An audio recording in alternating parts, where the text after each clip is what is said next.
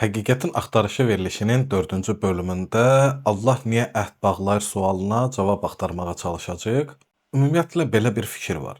Bir insan ev tikmək istəyəndə əvvəl plan hazırlayır. Bir şirkət qurulanda müqavilələr bağlanır. Bir dövlət qurulanda qanunlar yazılır. Bir ailə qurulanda söz verilir. Çünki heç bir böyük iş təsadüf üzərində qurulmur. Bütün böyük layihələr bir məqsəd üzərində qurulur. İndi isə bu fikir üzərindən fərqli suallara keçək. Bu kainat təsadüf üzərindəmi qurulub? İnsanlıq təsadüf üzərindəmi qurulub? Yoxsa burada daha böyük bir plan var? Əgər Allah insanı yaradıbsa, əgər peyğəmbərlər göndəribsə, əgər müqəddəs kitablar nazil olubsa, o zaman bütün bunların məqsədi nədir?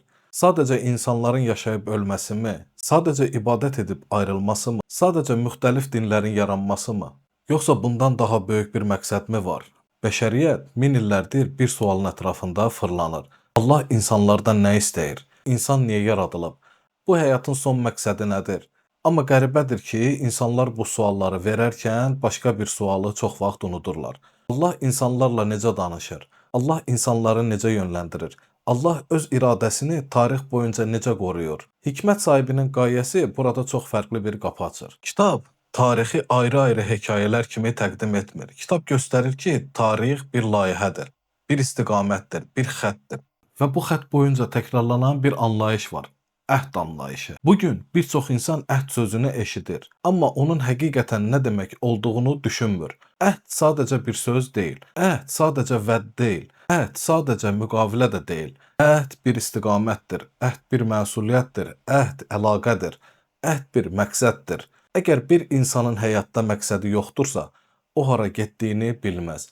Əgər bir cəmiyyətin məqsədi yoxdursa, o parçalanar. Əgər bir insanlıq ailəsinin məqsədi yoxdursa, o öz yolunu itirər. Bəs Allah insanı məqsədsiz qoyarmı? Tarixə baxanda qəribə bir şey görürük.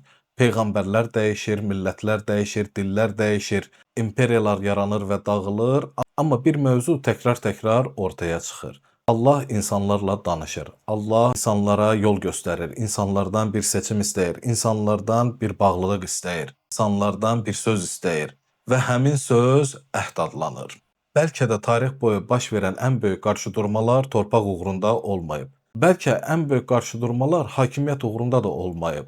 Bəlkə ən böyük qarşıdurma insan ilə Allah arasında bağlanmış əhdə sadiq qalmaq və ya onu unutmaq üzərində olub. Və burada daha böyük bir sual ortaya çıxır. Əgər Allah tarix boyunca insanlarla əhd bağlayıbsa, əgər bütün peyğəmbərlərin həyatında əhd anlayışı varsa, əgər müqəddəs tarix əhdlər üzərində qurulubsa, o zaman ilk əhd harada başladı? İlk dəfə Allah kimlə əhd bağladı? İnsanlıq hekayəsinin başlanğıcında nə baş verdi?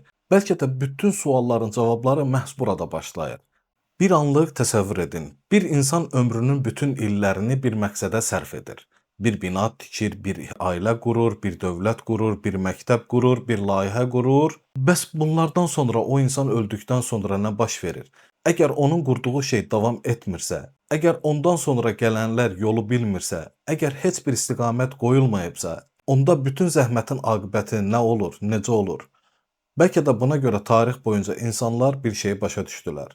Bir şeyi qurmaq kifayət deyil. Onu qorumaq lazımdır. Onu ötürmək lazımdır. Onu gələcək nəsillərə çatdırmaq lazımdır. Əks halda hər şey zamanın içində itib gedər. Buna görə insanlar vəsiyyət yazırlar. Buna görə ailələr varis təyin edirlər. Buna görə hökmdarlar özlərindən sonra gələcək şəxsləri müəyyən edirlər. Çünki məqsəd sadəcə bugünü yaşamaq deyil. Məqsəd sabahı qorumaqdır.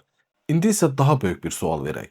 Əgər adi bir insan belə davranırsa, bəs Allahın insanlıq üçün olan planı necə? Allah insanı yaradıb, peyğəmbərlər göndərib, kitablar nazil edib, min illər boyunca insanlığa yol göstərib.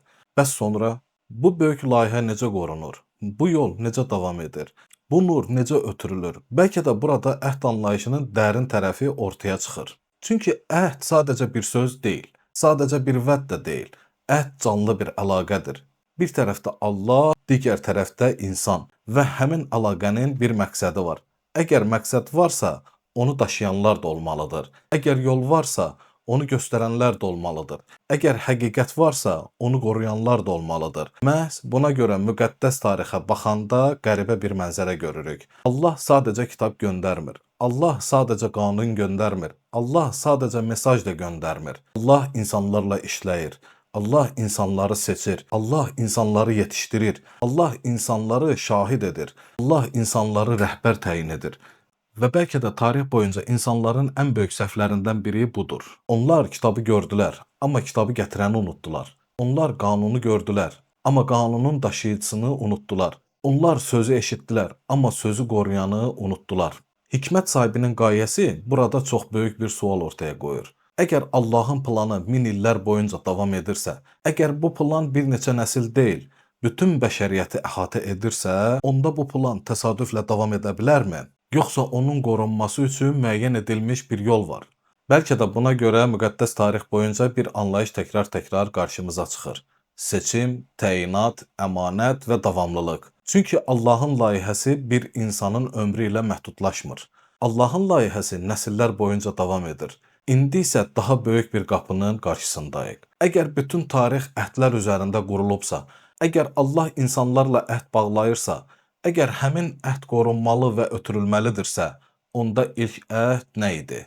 İlk dəfə Allah kimlə danışdı? İlk dəfə insan hansı məsuliyyəti daşıdı? İlk dəfə hansı seçim edildi? Bəlkə də insanlıq tarixinin ən mühüm hadisəsi birinci şəhərin qurulması deyildi. Birinci dövlətin yaranması deyildi. Birinci müharibə də deyildi. Bəlkə də hər şey birinci əhd ilə başladı. Və növbəti bölümümüzdə məhz həmin başlanğıca qayıdacağıq, Adəmin əhdinə.